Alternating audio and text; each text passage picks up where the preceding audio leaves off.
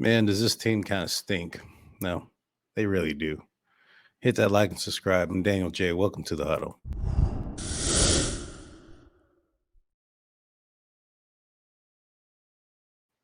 So the Pittsburgh Steelers fall yet again. Uh, on the losing end of another matchup as they fall to the Philadelphia Eagles 35-13. And again, a pathetic performance, in my opinion, this time on both offense and defense. Offensively, mustering up 13 points collectively, getting into the red zone. The the one touchdown drive that the Pittsburgh Steelers had, if you remember, that was a drive that they had to go for it on fourth down. They'd kicked a field goal at that, at one point. If it wasn't for the delay of game penalty on the defense, pushing the ball closer to the goal line, then that would have also ended up in 3 points. It's poor. There's a narrative going out there that Matt Canada should get fired, and he probably should. This offense has just been piss poor, and you know I don't really follow that narrative, and I don't think that's probably the right direction to go, especially with the young quarterback, who, in my opinion, has some faults. There's some concerns there. I'm concerned about the arm strength. I'm concerned about the ability or willingness to throw the ball down the field. I'm concerned with the fact that this team doesn't throw the ball that doesn't lead receivers. It's always back shoulder passes, comebacks, things of that nature. I don't ever see a pass thrown or a Kenny Pickett thrown ball where it gives the receiver an opportunity to get yards after the catch.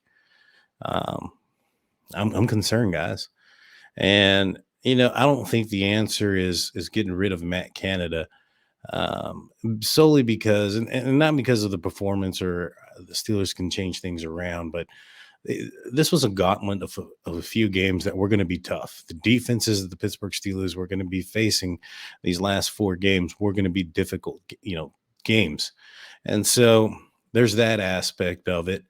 Also, you got to understand, like, if the Steelers were to cut ties with him, I don't think that there's a guy out there right now currently sitting at home who could replace Matt Canada and turn things around so fast. So I think if the Pittsburgh Steelers were to fire him, or in reality, what they'd probably do is lessen his duties.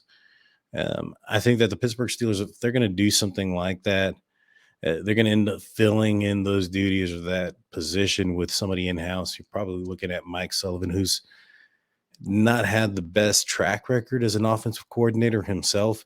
He's also going to be running the Matt Canada offense because that's what's been implemented up to this point. It'll just be a difference of play calling and, situational calls, things of that nature that would be different. The script may be different. Perhaps maybe no more outside runs with Najee Harris. But in my opinion, especially when you look at today or yesterday's game, I'm sorry, uh, I think that game falls on the players more so than it does on the offensive coordinator. I mean, you had a lot of penalties, a lot of discipline issues. You look at Najee Harris dancing instead of going and moving forward to get the first down on a third down play. Granted, he got the ball in the next play and got the first down on a fourth down conversion.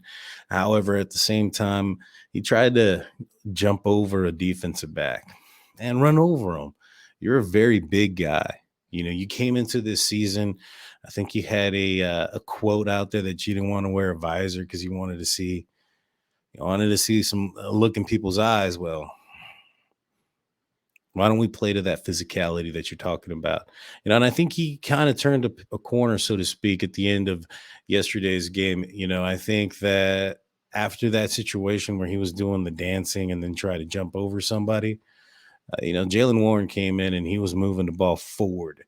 I think maybe Najee Harris may have been told something because, in my opinion, I think he started to do that once he started getting the ball after that moment. And that's when he got that big drive. So it's not all doom and gloom in that situation. I think Najee Harris is going to be an okay back eventually. I think he needs to lose a little bit of weight, get back some speed, and maybe increase his speed and burst. And then, that vision will come and with experience. And I think he's going to be okay.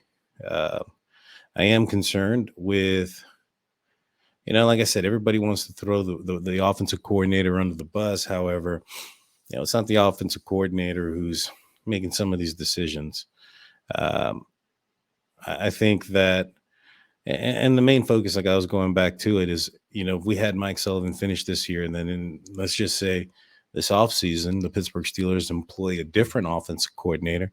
Well, that's three offensive coordinators for Kenny Pickett in under a calendar year. That's insane. That's something that I see the Browns doing. I don't really see the Pittsburgh Steelers becoming desperate and doing something like that. Um, Perhaps they alleviate some duties from him, but the Steelers need to just become more efficient.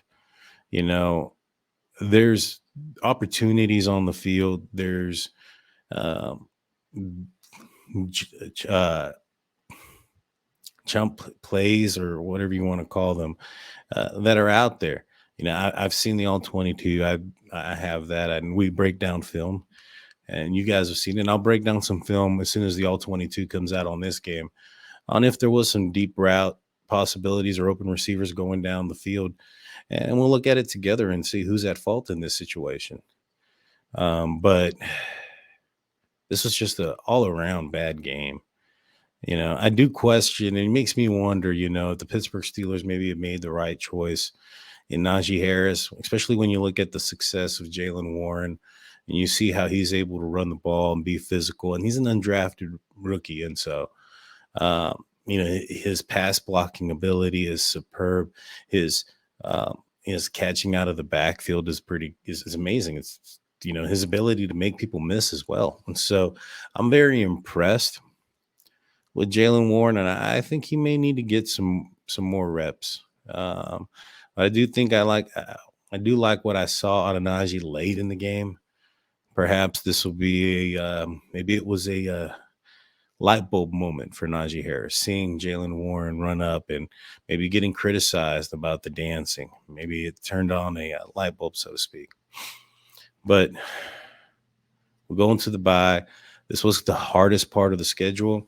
I know I kind of went off on Kenny Pickett and in the post game show yesterday. And congratulations again to Michael Bain, who at this point I still haven't received your email. You have until about I think it was like 6:50 tonight, to send us an email so we can get you verified and get you those tickets. Congratulations to you. But